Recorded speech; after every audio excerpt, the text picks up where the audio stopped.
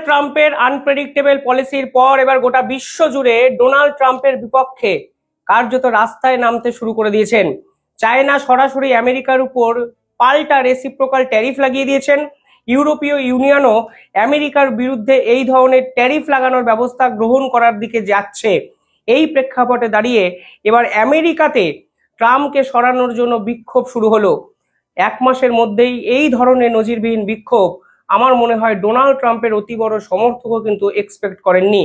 কিন্তু কি এমন হলো যার জন্য ডোনাল্ড ট্রাম্পের বিপক্ষে তারা রাস্তায় নামতে শুরু করলেন? দেখুন, প্রথম দিন থেকেই আমি বলেছি ডোনাল্ড ট্রাম্পের একাধিক পলিসি আমেরিকানদের কিন্তু হিটব্যাক করতে শুরু করে দিয়েছে। অর্থাৎ তিনি আমেরিকান ফার্স্ট পলিসিকে অ্যাপ্লাই করার জন্য রেসিপ্রোকাল ট্যারিফ ঘোষণা করে দিয়েছেন। অর্থাৎ দেশ বিদেশের একাধিক দেশকে তিনি ধরে ধরে ধরে ধরে ট্যাক্স লাগিয়ে দিয়েছেন। এবার সেই সকল প্রভাবশালী দেশ যখন পাল্টা ট্যাক্স লাগাতে শুরু করে দিয়েছেন, তখন কিন্তু আমেরিকানদের চক্ষু চড়ক গাছে পৌঁছে গেছে। অর্থাৎ সব দেশ কিন্তু আমেরিকার বিপক্ষে সংঘর্ষে যেতে পারবেন না, তা অনেকেই জানেন। যেমন বাংলাদেশের উপর 37% ট্যারিফ লাগিয়েছেন। বাংলাদেশ কি এই মুহূর্তে পাল্টা ট্যারিফ লাগানোর জায়গাতে থাকবে? নিঃসন্দেহে নয়। কিন্তু চায়না কিন্তু পাল্টা আমেরিকানদের উপরে ট্যারিফ লাগিয়ে দিয়েছেন। ভারতও কিন্তু একাধিক আমেরিকান প্রোডাক্টের উপর নিজেদের ট্যারিফকে অতিরিক্ত করে দিয়েছেন, বাড়িয়ে দিয়েছেন। এতে কিন্তু ভারতের কাছেও একটা অন্য মার্কেটও খুলে গেছে এবং আজকে গোটা বিশ্ব বুঝতে পারছে ভারতের সঙ্গে সম্পর্ক ভালো রাখা উচিত, কারণ ভারতবর্ষের কনজিউমার বেস এবং ডিপ্লোম্যাটিক যে পলিসি আছে তা আমেরিকানদের থেকে এবং চায়নাদের থেকে অনেক বেশি উৎকৃষ্ট। তবে যাই হোক, এখন যে ভিডিওটা আপনাদের দেখাবো আপনারা দেখলে শকড হয়ে যাবেন কার্যত, যে কত কাতারে কাতারে মানুষ কালকে ডোনাল্ড ট্রাম্পকে সরানোর জন্য আমেরিকার রাজপথে নামলেন। Here's a live look at Boston, Massachusetts now as we check back in on one of our top stories, anti-Trump protests taking place across the country today after a tumultuous week, to say the least, on Wall Street and the economy.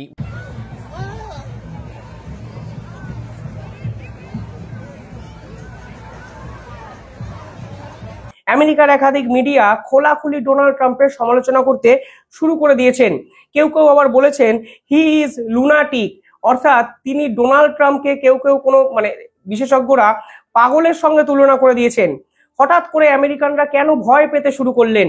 দেখুন, আমাদের যেমন stock market আছে, সে সময় আমেরিকার stock market কিন্তু হঠাৎ করে ঐতিহাসিকভাবে পতনের দিকে ধাবিত হতে শুরু করেছে। এমনকি তারা আজকের দিনটিকে ব্ল্যাক মন্ডে হিসাবে অভিহিত করছে। 1987 সালে শেষবার এই ধরনের সেন্সেক্স এবং স্টক মার্কেটের পতন আমেরিকানরা দেখেছিল 22% পতনের পর, এবং আজকে স্টক মার্কেটের পতন কিন্তু কার্যত সেই 1987 সালের পতনের স্মৃতিকে বারংবার ফিরিয়ে আনছেন। ভারতীয়রা যেমন এসআইপি বা মিউচুয়াল ফান্ডে ইনভেস্ট করেন, আমেরিকানরা কিন্তু 401k তে এই ধরনের একটি জায়গায় কিন্তু ইনভেস্ট করে। এর সুযোগ সুবিধাটা কি? এর সুযোগ সুবিধা হলো আমেরিকানরা দিনের পর দিন এই পার্টিকুলার জায়গায় যখন ইনভেস্ট করেন, এই ইনভেস্টমেন্টের বিনিময়ে তারা যখন ইচ্ছা এই পার্টিকুলার জায়গা থেকে কোনো প্রয়োজনীয় লোন নিতে পারেন। এবার দেখুন, আপনার সঞ্চয়জাত দ্রব্য আপনি চোখের সামনে দেখছেন হুড় করে নিচের দিকে কমতে শুরু করে দিয়েছে, ফলে আপনি তো আতঙ্কগ্রস্ত হবেন। সে ভারতীয় হলেও হবেন, আমেরিকানরা হলেও হবেন। ফলে লোন দেওয়ার জায়গা তো এই পুরো বিষয়টা এখন নেইও। উল্টে তাদের যে সেভিংস অ্যাকাউন্ট, সেই সেভিংস অ্যাকাউন্টের লাভের বদলে এত লোকসান শেষ 5-6 দিনে হয়েছে, তারা ডোনাল্ড ট্রাম্পের এই পলিসির বিপক্ষে কথা বলতে শুরু করে দিয়েছেন। যদিও ডোনাল্ড ট্রাম্প এখনো অনর, তিনি এই রেসিপ্রোকাল ট্যারিফ নিয়ে এই মুহূর্তে কি করবেন কোনো মন্তব্য অবধি করেননি।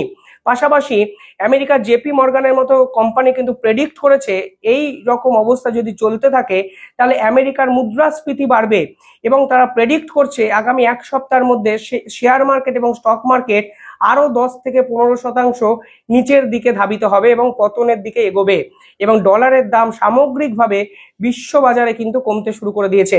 অর্থাৎ সব মিলিয়ে ডোনাল্ড ট্রাম্পের একটা পলিসি শুধুমাত্র চায়না, ভারত, রাশিয়া কিংবা অন্যান্য কোনো দেশকে এফেক্টেড করেছে সেটা কিন্তু নয়। রাশিয়ার উপরে কিন্তু ডোনাল্ড ট্রাম্প রেসিপ্রোকাল ট্যারিফ চাপাননি, কারণ রাশিয়ার সঙ্গে আমেরিকার ব্যবসা বাণিজ্য সম্পূর্ণ বন্ধ। কিন্তু রাশিয়াও কিন্তু এই পুরো বিষয়টার দিকে কড়া নজরে রাখবে, কারণ এতে রাশিয়ার একটা রেভিনিউ জেনারেট মডেল কিন্তু নতুনভাবে খুলে যেতে পারে যদি আমেরিকানদের বয়কট করার দিকে বিশ্বের একাধিক প্রভাবশালী দেশ যায়। কিন্তু সব থেকে ইন্টারেস্টিং বিষয় হলো, কালকে এত সব হতদরিদ্র অবস্থার মধ্যেও ভারত সরকার আমেরিকাকে আরো একটি কড়া চিঠি লিখে বসেছেন। আমেরিকার সঙ্গে যখন ট্রেড চুক্তি করার দিকে ভারত একটু একটু করে এগোচ্ছে, ঠিক তখন আমেরিকানদের পক্ষ থেকে তিনটে বিষয় নিয়ে অভিযোগ তোলা হয়। কোন তিনটে বিষয়? আমেরিকানরা বলেন ভারত বড় বেশি মেক ইন ইন্ডিয়া প্রজেক্টকে গুরুত্ব দেন।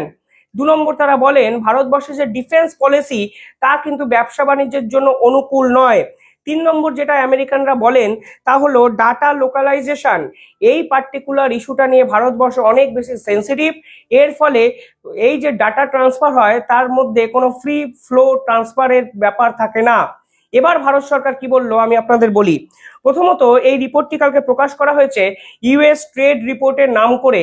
এই পুরো হেডিং যদি দেখেন তাহলে দেখবেন ন্যাশনাল ট্রেড রিপোর্ট 2025, যার আন্ডারে ভারতবর্ষের সঙ্গে ব্যবসা বাণিজ্য করার জন্য আমেরিকানদের ঠিক কোন কোন জায়গায় ধাক্কা খেতে হচ্ছে সে বিষয়ে আমেরিকা সরকারের পক্ষ থেকে আলোকপাত করা হয়েছে এবং তুলে ধরা হয়েছে। তারা বলেছেন ভারতবর্ষ কিছু সংখ্যক প্রোডাক্টে অনেক বেশি ট্যাক্স নেয়, যেমন American beverage, American alcohol, walnut, অর্থাৎ এই ধরনের শৌখিন জিনিসপত্রের উপর ভারত সরকার নাকি অনেক বেশি ট্যাক্স চাপিয়েছে, যা আমেরিকান সরকার মেনে নিচ্ছে না। পাশাপাশি তারা বলছেন ভারতবর্ষে যে পিএলআই স্কিম আছে তা আমেরিকানদের জন্য ব্যবসা বাণিজ্য করার জন্য সহায়ক নয়। পাশাপাশি তারা ডিফেন্সের অফসেট পলিসি নিয়ে সরাসরি প্রশ্নচিহ্ন তুলেছেন। ভারতবর্ষে ডিফেন্সের একটা পলিসি আছে, আপনারা অনেকেই হয়তো জানেন না। সেখানে বলা হয়েছে যদি বিদেশের কোনো কোম্পানি ভারতবর্ষে তার নিজস্ব সেট আপ করে, তাহলে এই কোম্পানির যে কাঁচামাল প্রয়োজন সেই কাঁচামালে 30% কাঁচামাল ভারতের মার্কেট থেকে আপনাকে নিতে হবে। এতে ভারতবর্ষের স্বার্থও কিন্তু রক্ষা করা হবে। সেখানে আমেরিকানরা সরাসরি এই অফসেট পলিসি নিয়ে প্রশ্নচিহ্ন তুলেছেন। সেখানে বলা হয়েছে কেন লোকাল মার্কেট থেকে আমরা কাঁচামাল নেব, কেন ভারতের প্রোডাক্টই আমরা ব্যবহার করব কাঁচামাল হিসাবে, এরকম একাধিক প্রশ্ন তোলা হয়েছে এবং বলা হয়েছে এই ধরনের পলিসি আমেরিকানদের কাছে কিন্তু বার্ডেন হয়ে যাচ্ছে। অর্থাৎ ডোনাল্ড ট্রাম্পের প্রশাসনের পক্ষ থেকে স্পেসিফিক্যালি এই তিনটে বিষয় কিন্তু প্রশ্নচিহ্ন তোলা হয়েছে। ডাটা নিয়ে তারা বলেছে বর্তমানে ভারতবর্ষ যেরকম ডাটা পলিসি অ্যাপ্লাই করেছে এর ফলে ফ্রি ফ্লো ডাটা এই যে আদান প্রদান সেই পুরো বিষয়টা হচ্ছে না। এবার ভারতবর্ষ কি বলেছে এক এক করে বলা যাক। ভারতবর্ষ বলেছে আমরা মেক ইন ইন্ডিয়া এই প্রজেক্ট থেকে এই মুহূর্তে কোনোভাবেই সরে আসবো না।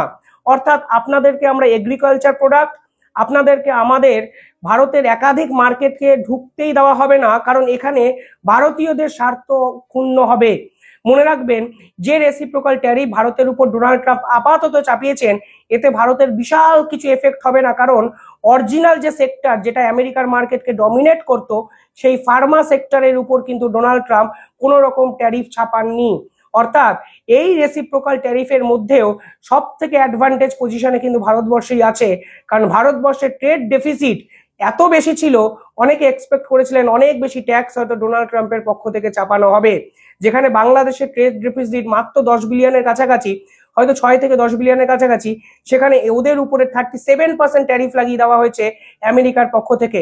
সেখানে ভারতবর্ষ কিন্তু বাংলাদেশের থেকে অনেকটা এই ট্যাক্সের এই মার্কেটে কিন্তু পিছিয়ে আছে। পাল্টা কালকে ভারতবর্ষের পক্ষ থেকে বলা হয়েছে ডিফেন্স পলিসি যেই অফসেট পলিসির কথা আমেরিকানরা বলেছে সেই পলিসি কোনোভাবেই চেঞ্জ করা পসিবল নয়, কারণ এটি আমাদের ভারতবর্ষের সিকিউরিটির ক্ষেত্রেও বড় থ্রেট হতে পারে। আপনারা আমেরিকান বা রাশিয়ান কিংবা ইউক্রেনিয়ান বিভিন্ন দেশ থেকে জিনিসপত্র নিয়ে আসতেই পারেন, কিন্তু এতে ভারতের স্বার্থ সংঘাত হতে পারে, ভারতবর্ষের যে সিকিউরিটি তা বিঘ্নিত হতে পারে। ফলে আমরা চাই যে দেশই আমাদের দেশে কোম্পানি এস্টাবলিশ করুক ভারতীয় কাঁচামালের প্রয়োগটা করুক, যেন সিকিউরিটির ক্ষেত্রে কোনো প্রশ্নচিহ্ন না হয়। কিছুদিন আগে একটা ঘটনা একটু মনে রাখা দরকার। ইসরায়েল পেজার অ্যাটাক করেছিল হিজবুল্লাহদের উপর। সেই পেজার বানানো হয়েছিল তাইওয়ানে। সেই পেজার কিভাবে হিজবুল্লাহদের কাছে গেছে? হিজবুল্লাহরা সেই পেজার অর্ডার দিয়েছিলেন তাইওয়ানের কোম্পানিকে। সেই পেজার তাইওয়ানের থেকে হাঙ্গেরির এক কোম্পানি হয়ে হিজবুল্লাহদের হাতে উঠে যায়। 2 বছর বাদে এই পেজার কিন্তু ফেটে যেতে শুরু করে এক সময়ে। পরবর্তীকালে জানা যায় ইসরায়েল সেই পেজার অ্যাটাকের পিছনে ছিল এবং ওই তাইওয়ানে গিয়ে ওই কোম্পানির কেউ বা কারা ওই পেজারের মধ্যে এমন কিছু বোমা টাইপের চিপ টাইপের ঢুকিয়ে দিয়েছেন যে ইসরায়েল কিন্তু ওই পেজারটা সম্পূর্ণভাবে কন্ট্রোল করতে পারত। অর্থাৎ সম্পূর্ণভাবে বিদেশি প্রোডাক্ট এবং কাঁচামাল দিয়ে যদি কোনো এক রকমের জিনিস আপনারা বানান, তাহলে কিন্তু ওই প্রোডাক্টের 100% কন্ট্রোল কোনো না কোনোভাবে সেই বিদেশি কোম্পানির হাতেই থাকে। এখানেই কিন্তু Bharatvarsha defence offset policy apply করে এবং বলে ওই প্রোডাক্টের ন্যূনতম 30% ভারতীয় কাঁচামাল দিতে হবে, যার ফলে ওই প্রোডাক্টের সিকিউরিটি সংক্রান্ত কোনো বিষয় ছাড়পত্র দিতে আর সমস্যা থাকে না। ডাটা ফ্লো এর কথা যারা বলেছেন তারা সরাসরিভাবে তারা বলে দিয়েছেন ভারতবর্ষ কেন কোনো নির্দিষ্ট ডাটা আমেরিকানদের প্রোভাইড করবে, কে কোন ব্যাংকে ট্রানজিশন করছেন, কে কোন পদ্ধতিতে পুরো বিষয়টা চালাচ্ছে, এটা ভারতবর্ষের সাবজেক্ট, এটা ব্যবসা বাণিজ্যের জন্য কিসের প্রয়োজন। অর্থাৎ ডাটা আপনাদের হাতে আমরা দেব তখনই যখন আপনার এবং আমার মধ্যে কোনো কনফিডেন্সিয়াল চুক্তি হবে। আমি অন্য দেশের ডাটা তো আপনাদের কাছে দিতে বাধ্য নই। অর্থাৎ ব্যবসা বাণিজ্য করুন, কিন্তু আমাদের শর্ত মেনেই আপনাকে করতে হবে। অর্থাৎ আন্তর্জাতিক স্তরে ডোনাল্ড ট্রাম্পের উপর যেরকম চাপ সৃষ্টি হয়েছে এবং ইন্টারনাল পলিটিক্সে ডোনাল্ড ট্রাম্প যেভাবে এই প্রথমবার বিক্ষোভের মুখে পড়লেন, সেই মুহূর্তে দাঁড়িয়ে ডক্টর জয়শঙ্কর পাল্টা বিদেশ নীতি অ্যাপ্লাই করলেন আমেরিকানদের উপর।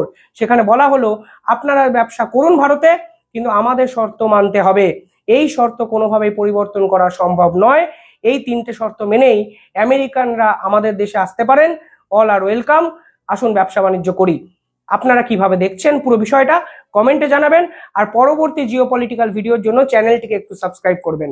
ধন্যবাদ।